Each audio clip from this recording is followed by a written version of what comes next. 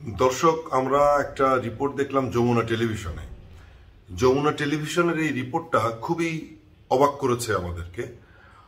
আমরা এ ধরনের খবরে আগে অবাক হতাম না, সেটিই ছিল স্বাভাবিক। কিন্তু এখন যখন দুর্নীতির বিরুদ্ধে দেশ গড়ার কথা উঠছে, ঠিক সেই সময় এরকম একটা ভয়ঙ্কর একটা রিপোর্ট আমাদের সামনে এলো। এটা মানে যারা করেছেন তাদের মধ্যে একজন দুজন বলছেন যে না, এটি সত্য নয়, তবে নিশ্চয়ই ইনকোয়ারি হবে, তারপর বোঝা যাবে। তবে যমুনা টেলিভিশনে যেহেতু রিপোর্টটা আমরা বিশ্বাস করতে পারি।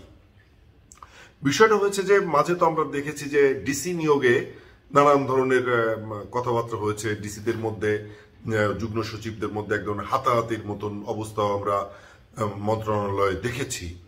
এবং একটা কথা উঠেছিল যে কোনো একজন সমন্বয়ক বা ছাত্র নেতা তিনি জনপ্রশাসন মন্ত্রণালয়ে গিয়ে বসে আছেন। এখন যে ঘটনাটি ঘটেছে সেটি বলবো যে অবশ্যই একটা ভয়ঙ্কর রকমের ঘটনা। সেটি হচ্ছে যে ঘুষ বাণিজ্য। একটা চেক পাওয়া গেছে। চেকটি পাওয়া গেছে জনপ্রশাসন মন্ত্রণালয়ের এপিটি বিভাগের যুগ্ম সচিব ডক্টর জিয়াউদ্দিন আহমেদের রুম থেকে, এবং তার হাতের লেখা কিছু চিরকুটও পাওয়া গেছে। এই চেকটিতে যে টাকার অঙ্ক লেখা আছে সেটি হচ্ছে 3 কোটি টাকার একটি অঙ্ক, ক্যাশ চেক। সেটি পদ্মা ব্যাংকের লক্ষ্মীবাজার শাখা থেকে দেয়া এই 3 কোটি টাকার চেকটি যিনি দিয়েছেন, মানে চেকদাতা, তিনি হলেন একজন, বলা হচ্ছে চাল ব্যবসায়ী মির্জা সোবেদ আলী নামে একজন ব্যবসায়ী এই চেকটি দিয়েছেন। আচ্ছা, এই চেকটি কেন দিয়েছেন? এখানে বলা হচ্ছে যে চেকটি দিয়েছেন ডিসিদের নিয়োগের, কোনো একজন ডিসি নিয়োগের জন্য কোনো এক ডিসির পক্ষে হয়ে ঘুষের, মানে তার নিয়োগ হবে সেই পক্ষে 3 কোটি টাকা ঘুষ দিয়েছেন।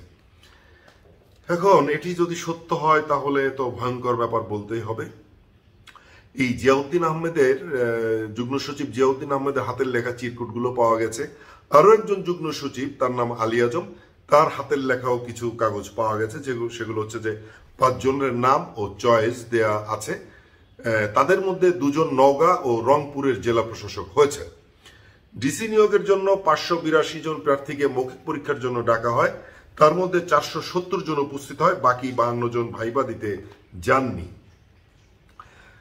সবাই ভাইবা দিতে যাননি, একটা ভাইবা হয়, ডিসি হওয়ার জন্য একটা ভাইবা হয়, সেজন্য বিষয়টা জানাজানি হলো। জানাজানি হওয়ার পরে চেকদাতা, যিনি চেকটি দিয়েছেন, সেই সোবেদ আলীকে এই রিপোর্টার, যমুনা টেলিভিশনে যে রিপোর্টটা করেছেন, তিনি সোবেদ আলীকে একটা ফোন দেন। সোবেদ আলীর ফোনে পাওয়া যায়নি, সোবেদ আলী ফোন ধরেননি, অথবা তাকে পাওয়া যায়নি। নওগাঁয় এই 5 জনের মধ্যে 2 জনের পোস্টিং হয়েছে।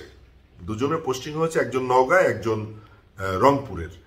আচ্ছা, নওগাঁয় যার পোস্টিং হয়েছে তার নাম হচ্ছে আব্দুল আওয়াল, এবং তিনি বলেছেন, তার একটি সাক্ষাৎকারও নিয়েছে এখান থেকে, বলেছে যে যুগ্ম সচিব ডক্টর জিয়াউদ্দিনকে তিনি নাকি কখনোই দেখেননি। এটা ষড়যন্ত্রমূলক একটা সংবাদ, এটা প্রোপাগান্ডা ছড়ানো হচ্ছে, এমনটাই তিনি বলছেন যে এসব জায়গায় নাকি এসব চলে না।